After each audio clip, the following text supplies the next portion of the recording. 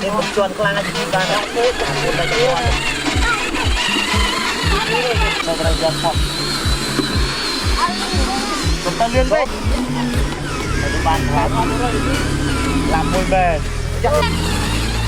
chụp bạn này chụp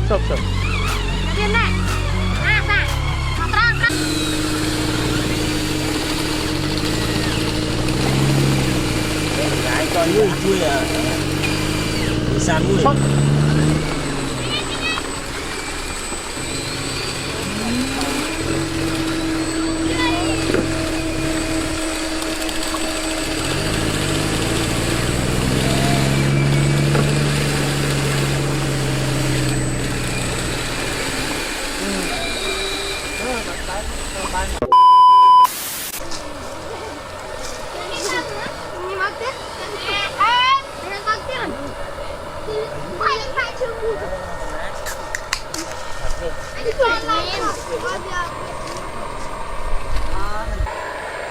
ăn xo ra mà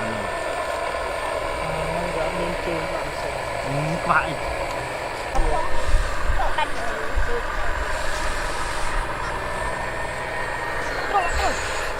nấu mà sẽ nông nâng mà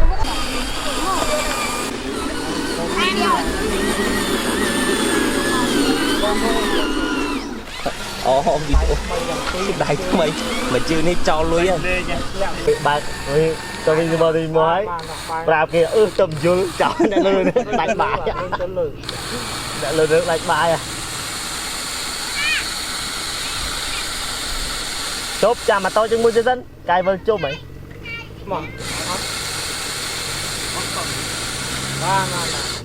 cả cái mốc mà ở đây 30 Điệt thêm thêm tăng đây là thang này mà một sân là rồi cho mặt nó chạy chứ nó gột suốt lắm mà bị bạch ta bác tụt không đấy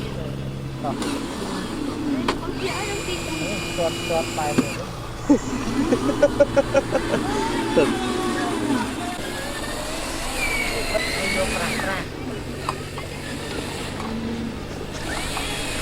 cái chẳng bây giờ được toàn thôi đi chúng ta lại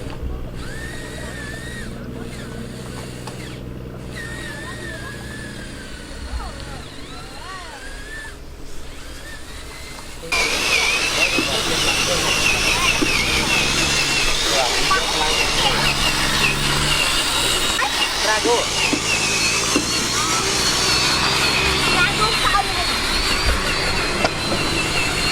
là đi bay ra là nó tắt được một dân đi đâu bay dân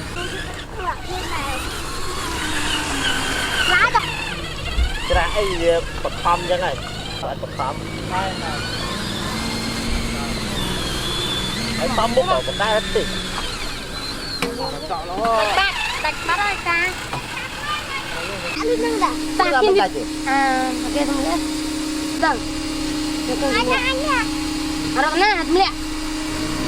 Tidak sama lagi.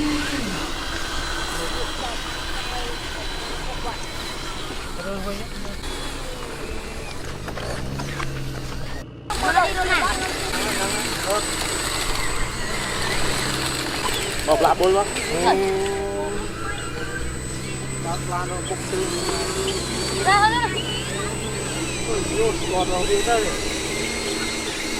gọt tè ăn tè gọt mềm à ba cu đây đó lạp lan ấy rồi thành bò đây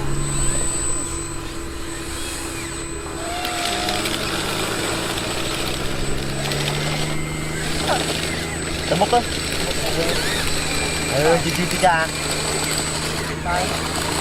lật cái này là anh không